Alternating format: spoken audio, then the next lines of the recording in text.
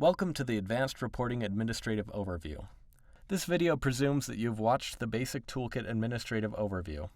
If you have not yet watched that video, please do so here. In this video, we'll explore a few of the additional tools and reports available to administrative users.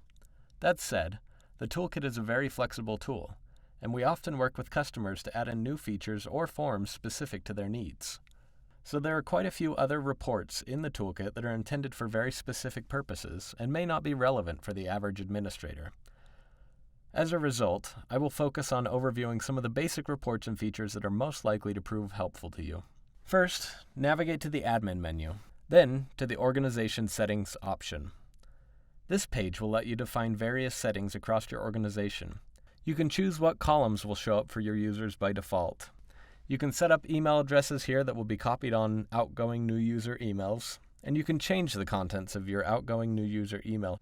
If groups are active, you'll also be able to manage them here.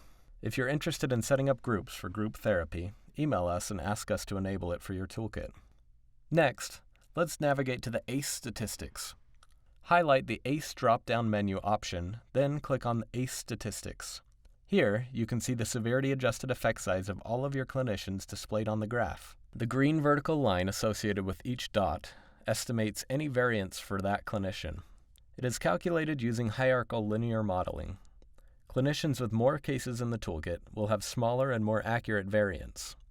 Sorting the list below will also affect the graph output. Clinicians who have earned the cci-acorn Certificate of Effectiveness will be noted in the ACE column.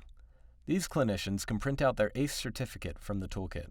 To qualify for the ACE certificate, the severity-adjusted effect size must be above 0.5 with 90% confidence, at least 50% of cases having multiple assessments, and at least 15 clinical range cases with multiple assessments. The Reports drop-down menu contains several reports that may prove useful to you. The Login report will allow you to monitor Toolkit usage. Keep in mind that you can change the report type here as well. Running the Detail report gives you an exact accounting of each login, whereas the Summary report will give you compiled statistics for your users. The request count is upped every time they enter or refresh a page in the Toolkit. If they go idle for more than 20 minutes, their connection is ended and they have to log back in. Time online is affected by this since we don't know exactly when they stopped using a page.